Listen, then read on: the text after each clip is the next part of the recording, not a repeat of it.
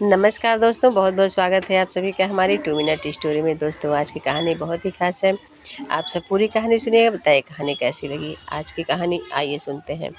एक दिन सुबह सुबह पत्नी ने मुझसे कहा, आपने अपने को शीशे में देखा है? मिश्रा जी को देखो, आपसे 5 साल बड़े हैं पर कितने हैंडसम लगते हैं, और लगता है जैसे आपसे 5 साल छोटे हैं। जरा शरीर पर ध्यान दीजिए। कचौरी खाते हो तो ऐसा लगता है कि बड़ी कचौरी छोटी कचौरी को खा रही है। पेट की गोलाई देखकर तो गेंद भी शर्मा जाए। मैं आश्चर्यचकित रह गया। यह क्या? मैं तो अपने को शाहरुख खान का अवतार समझता था। मैंने शीशे में ध्यान से खुद को देखा तो वाकई वे सही कह रही थी। यह मुझे क्या हो गया है? ऐसा तो मैं कभी नहीं था। अब क्या किया जाए? सभी मिलकर बैठे तो बातें शुरू हुई। बेटे ने कहा, पापा आपको बहुत तपस्या करनी पड़ेगी। फिर क्या था? बेटी भी आ गई। हाँ पापा, आपके लिए डाइटिंग चार्ट बना दूँ? बस आप तो वही करते जाओ जो जो मैं कहूँ, फिर आप एकदम स्मार्ट लगने लगेंगे। मैं क्या करता? स्मार्ट बनने की इच्छा के चलते मैंने उसकी सारी बातें मंजूर कर ली, पर फिर मुझे लगा कि डाइटिंग तो कल से शुरू करनी है, तो आज क्यों ना अंतिम बार आलू के पराठे खा लिए जाएं। मैंने कहा कि थोड़ी सी टमाटर की चटनी भी बना लेते हैं। पत्नी ने इस प्रस्ताव को ऐसे ही स्वीकार कर लिया जैसे कि फांसी पर चढ़ने वाले की अंतिम इच्छा को स्वीकार करते हैं।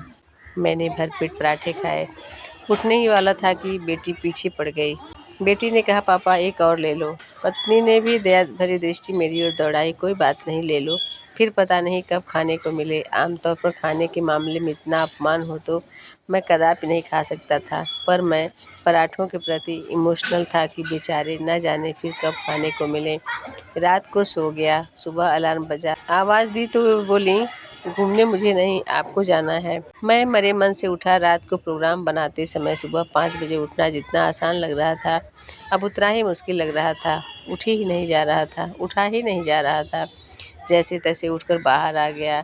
ठंडी ठंडी हवा चल रही थी। हालांकि आंखें मुश्किल से खुल रही थीं, पर धीरे धीरे सब अच्छा लगने लगा कि वाकई न घूमकर कितनी बड़ी गलती कर रहा था। लौटकर मैंने घर के सभी सदस्यों को लंबा चौड़ा लेक्चर दे डाला।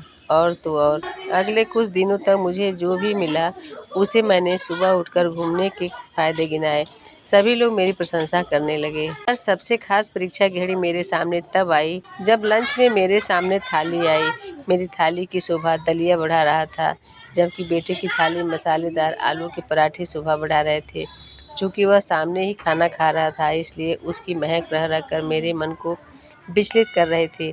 मरता क्या न करता, चुपचाप मैं जैसे तैसे दलिए को अंदर निकलता रहा, और वे सभी निर्विकार भाव से मेरे सामने आलू के पराठे का भक्षण कर रहे थे। पर आज उन्हें मेरी हालत पर तनिक भी दया नहीं आ रही थी। खाने के बाद जब मैं उठा तो मुझे लग ही नहीं रहा था कि मैंने कुछ खाया है। क्या करूं? भविष्य में अपने शारीरिक सौंदर्य की कल्पना करके मैं जैसे तैसे मन को बदलता रहा। डाइटिंग करना भी एक बला है, यह मैंने अब जाना था। शाम को जब चाय के साथ मैं नमकीन का डब्बा अपनी ओर खिसकाया तो पत्नी ने उसे वापस खींच लिया।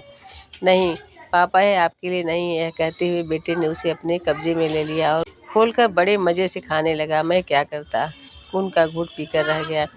शाम को फिर वही हाल। थाली में खाना कम और सलाद ज़्यादा भरा हुआ था। जैसे तैसे घास पत्तियों को गले के नीचे उतारा और सोने चल दिया। पर पत्नी ने टोक दिया, अरे कहाँ जा रहे हो? अभी तो तुम्हें सिटी गार्डन तक घूमने जाना है। मुझे लगा मानो किसी ने पहाड़ से धक्का दे दिया हो।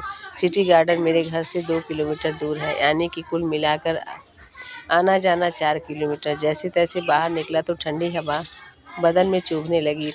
आंखों में आंसू भले नहीं उतरे, मन तो दहाड़े मार कर रो रहा था। मैं जब बाहर निकल रहा था तो बच्चे रजाई में बैठे टीवी देख रहे थे।